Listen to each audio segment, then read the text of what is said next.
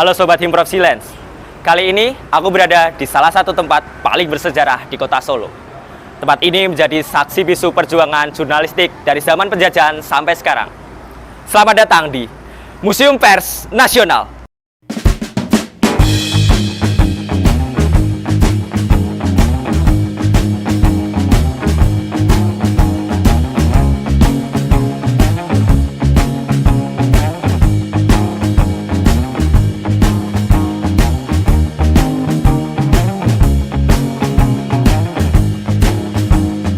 Oke teman-teman, saat ini aku sudah berada di dalam Museum Pers Nasional. Kita akan mengeksplorasi apa yang ada di dalam museum ini. Tapi sebelum itu, kita akan didampingi oleh seseorang spesial. Oke, halo Mas, apa kabar? Alhamdulillah. Dengan Mas siapa? Saya Surya. Oh, Mas Surya, oke. Mas Surya ini di sini sebagai tour guide kita ya? Iya. Jadi aku yang akan nemenin Mas Afif. Afif buat keliling di Monumen Pers Nasional. Oke, kita berkeliling. Let's go.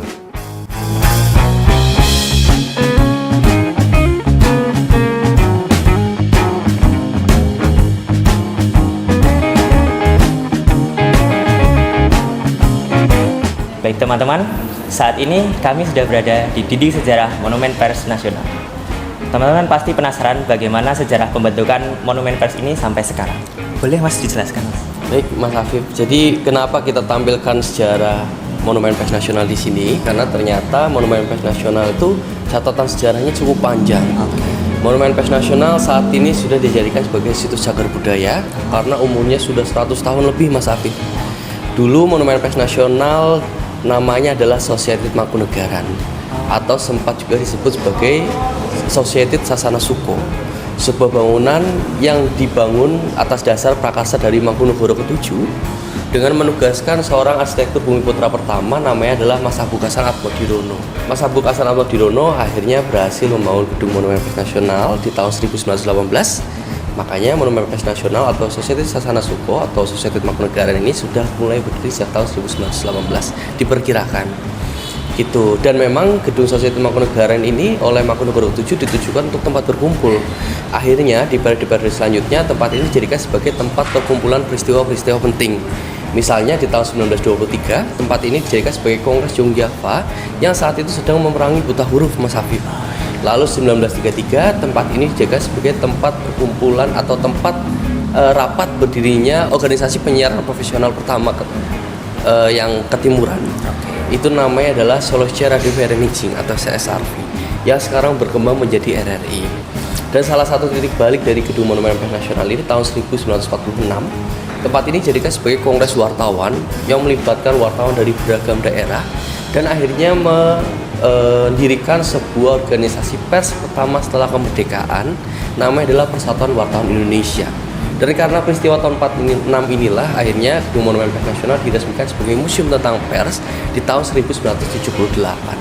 Begitu Mas Afif. Wah, keren banget ya Mas sejarahnya. Tapi dari panjangnya sejarah itu tadi, tentu di monumen ini pernah terjadi perombakan gedung dan sebagainya. Betul, jadi memang ada sedikit tambahan dan renovasi dari gedung Monumen Pers Nasional. Atau kita sambil jalan Mas Afif, di sini ada gambar. Ya, di tahun 1950 itu ada perubahan denah Mas Afif. Jadi dari yang plong jadi ke yang bentuk seperti T ini. Lalu di tahun 78-79 kalau nggak salah itu ada penambahan gedung kanan kiri sama belakang. Jadi gedung yang awal berdiri tahun 1918 itu hanya gedung induk ini aja. Jadi gedung kanan sama kiri dan belakang itu penambahan gedung tahun 78-79. Teman-teman, itu tadi tentang sejarah dan alur pembangunan gedung di sini. Selanjutnya kita akan lihat bagaimana proses penjagaan dari alat-alat yang ada di sini. Kita lanjut saja.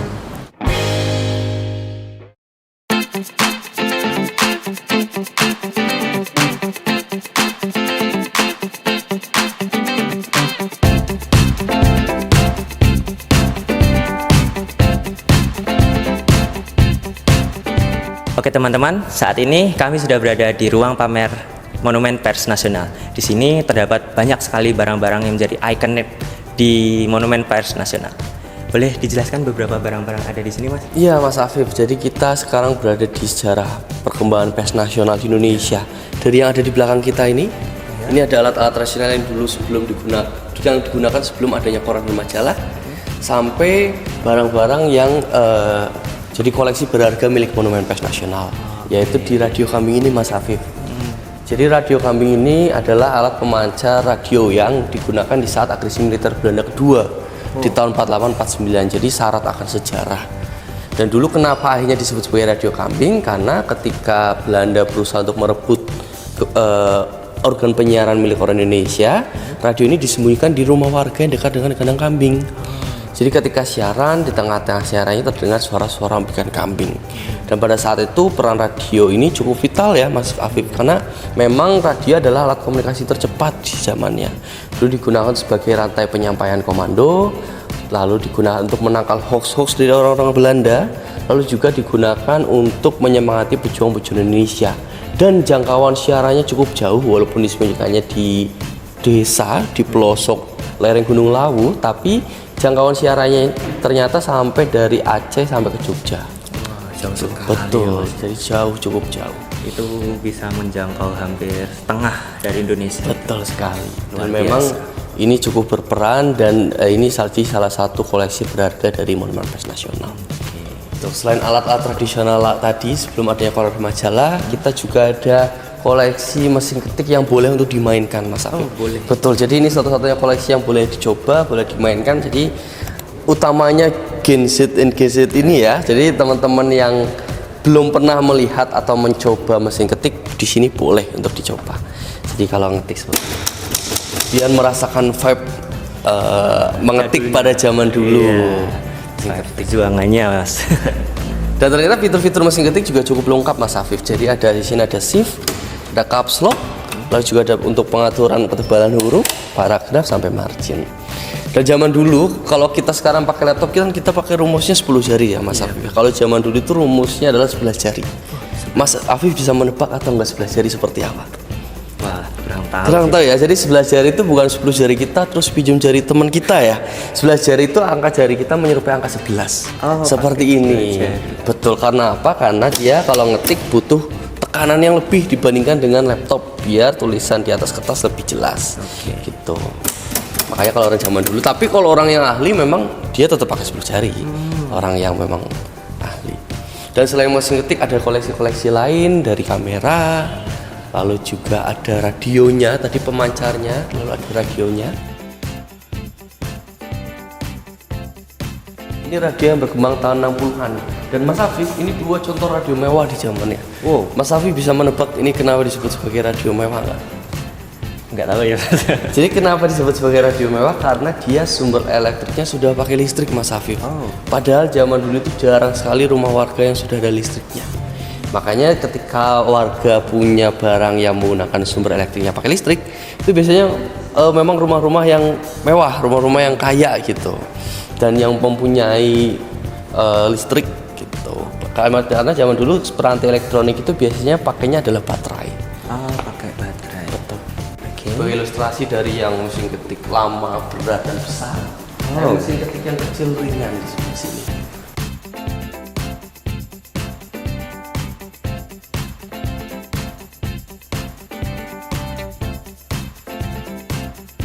Nah ini ada parasut Mas, jadi nggak hanya games PUBG aja yang ada parasutnya. Jadi wartawan zaman dulu juga bahkan sampai menggunakan alat tambahan untuk menunjang kerja-kerja jurnalistiknya. Ini dulu parasutnya digunakan buat mengantarkan rekaman gerhana matahari total di tahun 1983. Karena memang tempat penyiaran dan tempat perekaman itu beda tempat, biar cepat pengantarannya pakai pesawat, dan biar cepat lagi turunnya itu pakai parasut. Karena zaman dulu kan belum ada Google Drive ya Mas Afif ya. Jadi pengantarannya itu memang harus dilaksanakan secara fisik. Sebelahnya ini ada kamera milik Wartanuddin. Wartanuddin adalah wartawan yang jadi korban penganiayaan hingga meninggal dunia di tahun 1996 karena tulisannya. Dan ini sebagai representasi bagaimana wartawan-wartawan itu tidak hanya berbekal kecerdasan, tapi juga harus berbekal keberanian. Karena sebagaimana tugas pers yaitu untuk mengawasi jalannya kepemerintahan. Jadi ada kamera foto, lalu juga ada kamera video. Zaman dulu kalau kita pakai HP sekarang udah include ya Mas ya. Betul. Bisa motret, bisa ngevideo. Kalau zaman dulu nggak bisa. Dan zaman dulu memory card-nya itu bukan memori SD, tapi pakai roll film, Mas Hafif.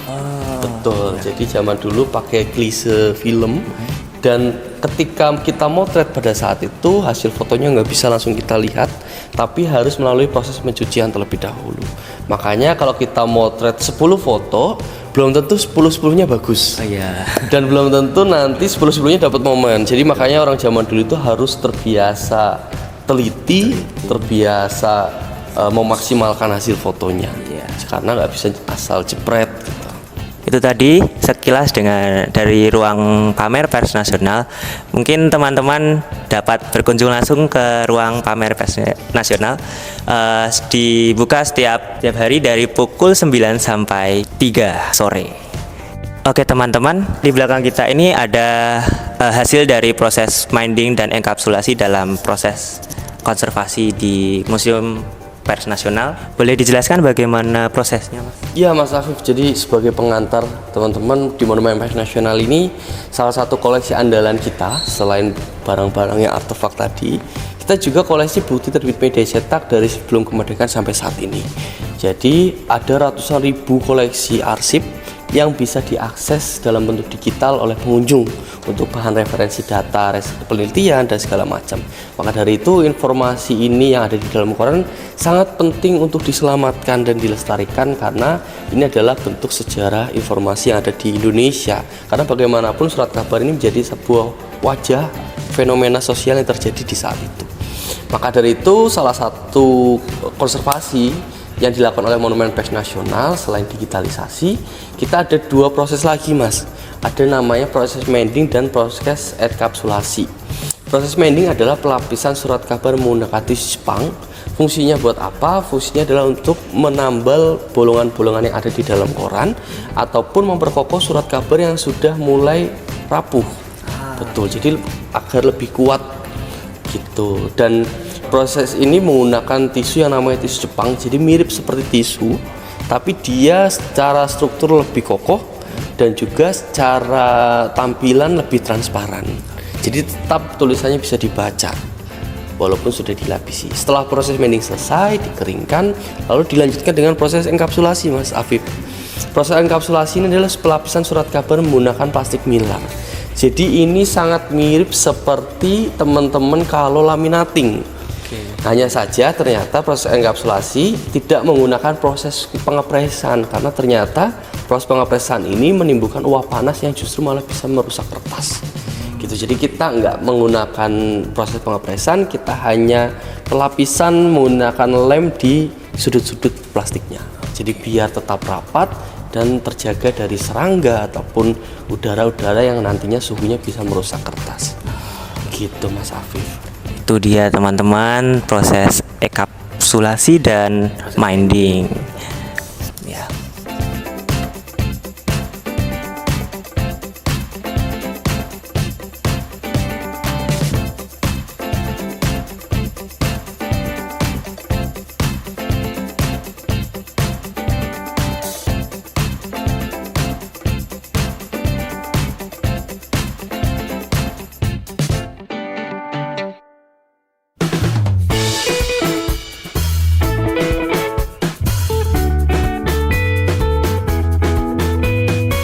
Oke teman-teman, saat ini saya sudah berada di ruang koleksi yang sudah dikurasi oleh tim-tim di Museum Pers Nasional.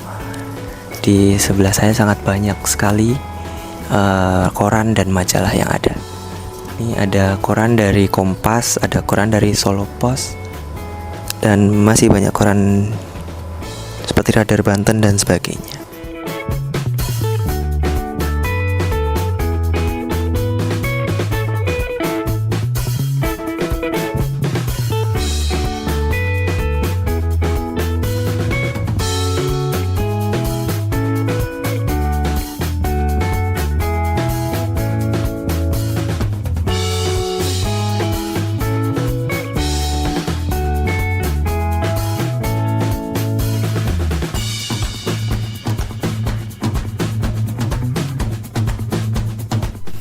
Oke teman-teman, saat ini kami berada di ruang perpustakaan Museum Pers Nasional.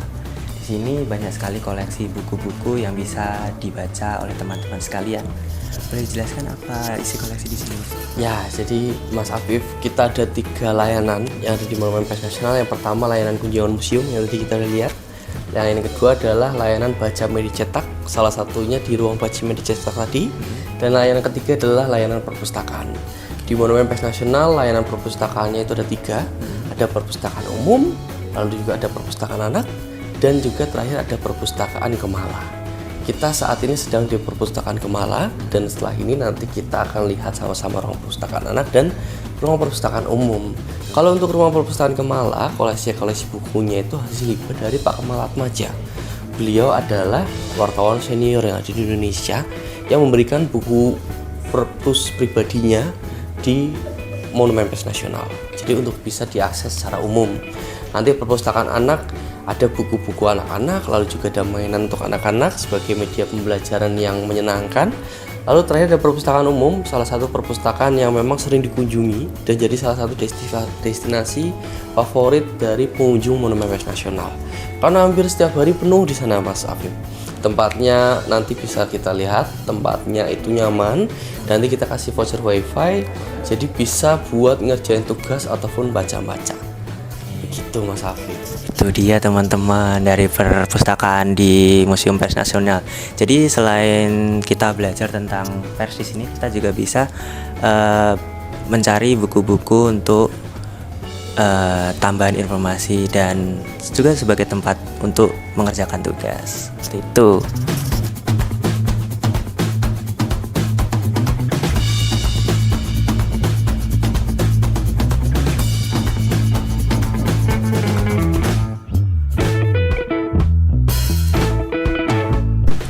Oke teman-teman, perjalanan kita sudah berakhir di sini. Jadi terima kasih Mas Surya sudah mau menyempatkan waktunya untuk memberikan informasi kepada kita tentang Museum Pers ini. Saya menjadi lebih tahu dan teman-teman juga pasti menjadi lebih tahu tentang sejarah pers yang ada di Indonesia. Terima kasih dan sampai jumpa lagi di episode selanjutnya.